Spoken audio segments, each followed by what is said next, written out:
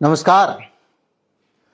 जिस देश को एक धर्मगुरु चलाता था वो ईरान साइंटिफिक टेम्परामेंट से भरपूर देश बन गया, जिसमें हर घर से वैज्ञानिक निकलता था। लिटरेरी रेस जिसकी रेट भारत से ज़्यादा, जिसकी पढ़ने लिखने की ज़्यादा, आईक्यू जिनका ज़्यादा, और तो और वहाँ पर लोगों की लाइफ एक्सपेक्टेंसी ज़्यादा, सब कुछ हमसे बेहतर था। लेकिन एक धर्म गुरु के चलाने के बावजूद वो देश विज्ञान के तरीके से चलता था। और हमारे देश में बाबा पर्ची वाला बाबा, अगर उसके पास 10,000 5,000 लोगों की भीड़ इकट्ठी हो जाए तो पूरे देश की सरकार, सिस्टम, ज़मीनें सब उसके चरणों में न्यौछावर कर दी जाती है।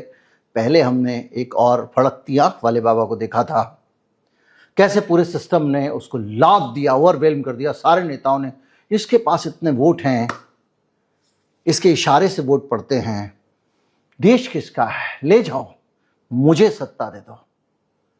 उसके बाद देखा आपने कांग्रेस वाले भी जा रहे हैं, बीजेपी वाले भी जा रहे हैं। एक वो लड़का है वहाँ पे बुंदेलखंड में, ठठरी बंदे बोलता है। इस तरह के बाबा जगह जगह इसलिए फल फूल रहे हैं क्योंकि पॉलिटिशियन को लगता है कि इन्होंने लोगों के दिमाग को घुमाया हुआ है, ब्रेन वॉश किया हुआ है, और लोग इनकी बात मानेंगे, मैं इनके साथ खड़ा हो जाऊंगा तो मुझे वोट मिल जाएगा। और इसीलिए वो इन सब लोगों को बढ़ावा देते हैं। अपराध पे अपराध हो रहे हैं, नेता इनके साथ जुड़े हुए हैं। एक नया मामला आया है और गंभीर, बेहद गंभीर। अभी तो वो एक छूट के आए हैं, राम रहीम बाबू, उनसे भी ज्यादा गंभीर। मैं हूं गिरिजेश वशिष्ठ, आप देख रहे हैं नॉकिंग न्यूज का यूट्यूब चैनल। आज हम इसी मामले में बात करेंगे। बात महाराष्ट्र की है।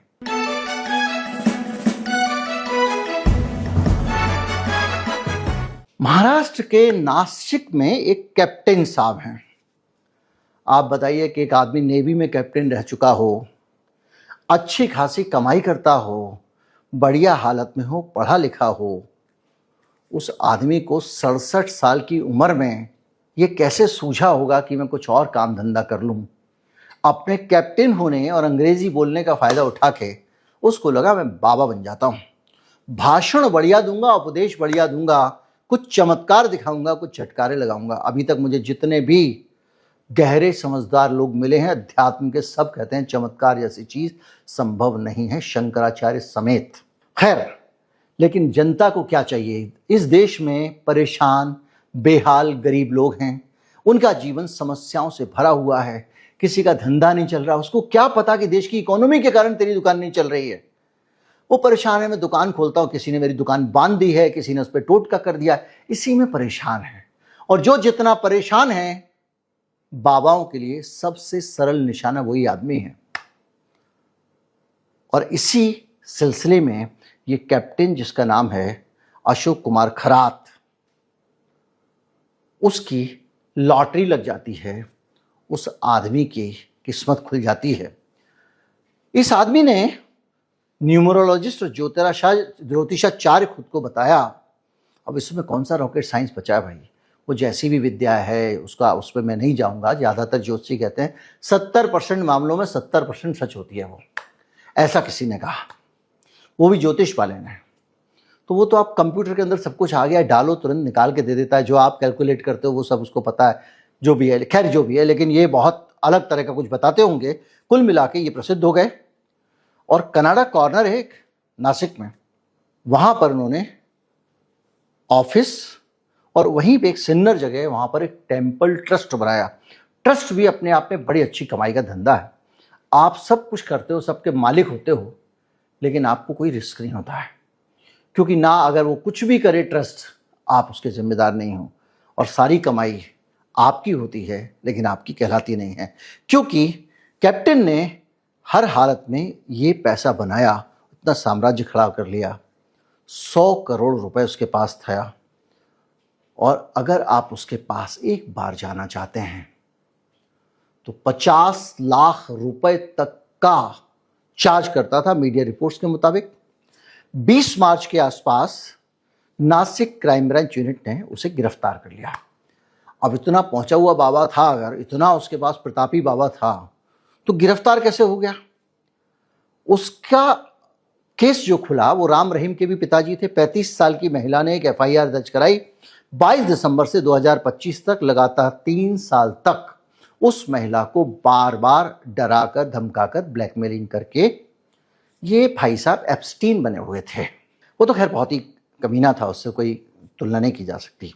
महिलाओं को कहता था आ जाओ, पर्सनल प्रॉब्लम सॉल्व करेंगे, आपकी बात करेंगे।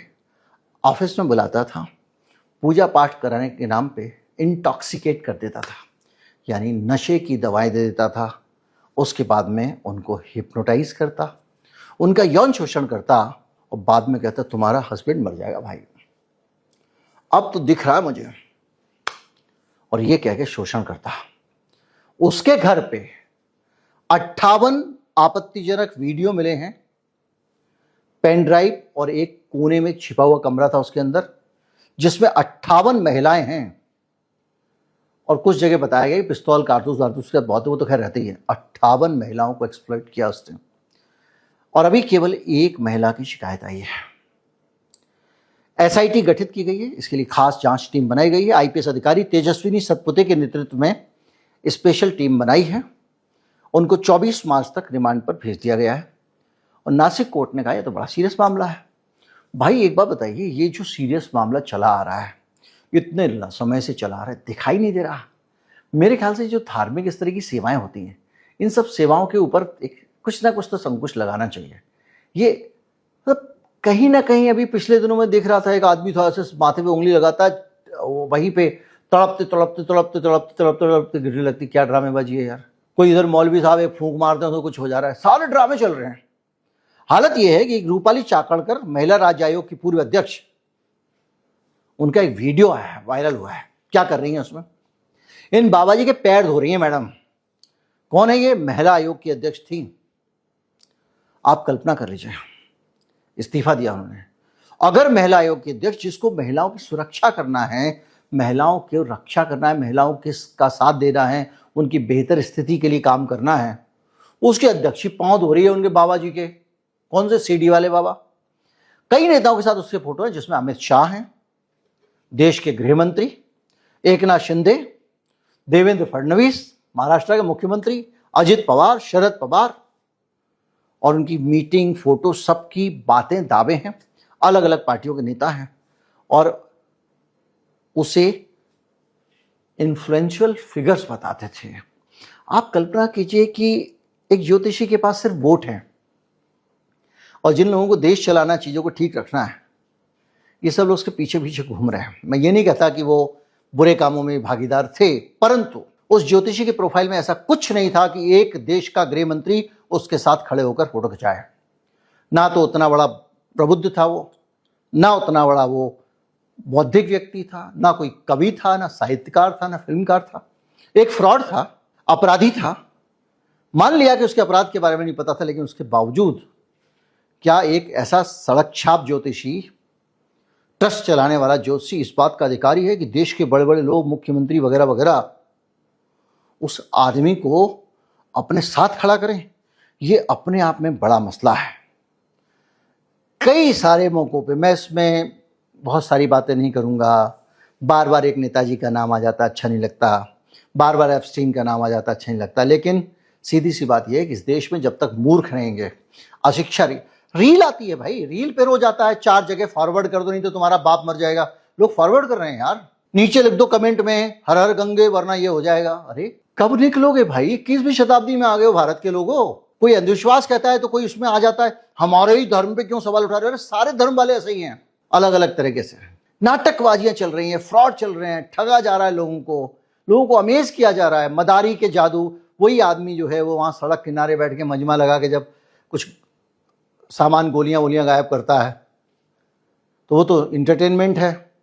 और यही गोलियां कोई आश्रम में बैठ के गायब कर देता है तो आप लोग जो है एकदम वाह क्या बात है, एकदम जो है बॉल थी इतनी बड़ी गायब हो गई साहब। क्या है ये ड्रामा? कभी तो समझो भाई, ज्ञान विज्ञान कुछ तो कर। 101 फ्रॉड घूम रहे हैं इलाज करने वाले। ये खा लो तुम्हारा कैंसर ठीक हो जाएगा। अरे भाई कैसे ठीक हो जाएगा यार? तो अपने दिमाग की बीमारी ठीक कर ले। हर आदमी एक जड़ी बूटी रोकड़ी लेके घूम रहा है, बस कुछ नहीं करना। सुबह ये तुम्हारी किचन में ये रखा हो, ये मिला देना, वो मिला देना। आयुर्वेद में लिखा हुआ है। कहाँ लिखा है आयुर्वेद में भाई? कहाँ शारंगधर संहिता में लिखा है? कहीं लिखा है? कौन से ग्रंथ में लिखा है आयुर्वेद के? कुछ नहीं। आयुर्वेद है साहब, कुछ भी कद्दू बना चल रहा है। चुकंदर लेके उसमें नीम मिला के खा लेना, कैंसर ठीक हो जाएगा। अरे भाई, कई लोगों को मैं मरते हुए देख चुका हूं उस चक्कर में। वो कैंसर का इलाज कराने चले गए बहुत बड़े बाबा के पास में, उसका हरिद्वार में बड़ा भारी कारोबार सेटअप है, दावे करता मैं ठीक करता हूं। गए थे फर्स्ट फेज में, लौट के आए, थर्ड फेज हो गया, इलाज ही नहीं हो सकता था। एक आदमी होम्योपैथी की दवा से कैंसर का इलाज करने का दावा करता है, पैसे मांगता 1.5 लाख रुपए। होम्योपैथी कौन सी दवा 1.5 लाख रुपए की आती है यार? 30 साल से किए जा रहे हैं वो। सब जगह फ्रॉडगिरी चल रही है भाइयों।